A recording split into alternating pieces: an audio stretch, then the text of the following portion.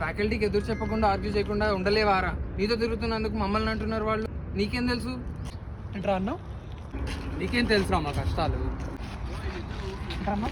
Video కాలేజ్కి వస్తూ attendance maintain చేస్తూ అందరికన్నా ఎక్కువ పర్సెంటేజ్ 95% మెయింటైన్ చేస్తూ కష్టాల గురించి మాట్లాడే అర్హత నీకు లేదు. కాలేజ్లో కష్టాలు ఎలా ఉంటాయి, ఎగ్జామ్ టైంలో కష్టాలు ఉంటాయి నేను చెప్తాను. నువ్వు విని రోజు సబ్జెక్ట్కి 5 యూనిట్లు, ప్రతి యూనిట్కి 5 నుంచి 10 ఇంపార్టెంట్ క్వశ్చన్లు ఒక్క నెట్లో కవర్ చేయాలి తెలుసా? నాకు తెలుసు.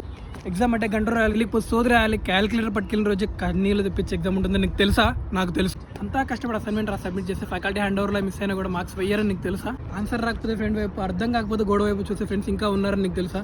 నువ్వు కూర్చుని అదే హాల్లో ఉన్నారని నీకు తెలుసా? First semester 2 backlogs, first semester 2 బ్యాక్లాగ్లు పడ్డ తర్వాత 2 నెలలు తిరగకుండా 2వ సెమిస్టర్లో 3 బ్యాక్లాగ్ పడితే ఆ బాధ ఎప్పుడన్నా అనుభవించావా నువ్వు? నేను అనుభవించాను రా.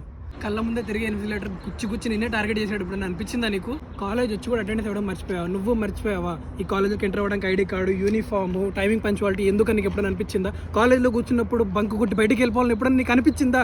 నాకు అనిపించింది. ఒంటరితనంలో నీకు సోషల్ మీడియా స్నేహితుల్లాగా అనిపించిందా?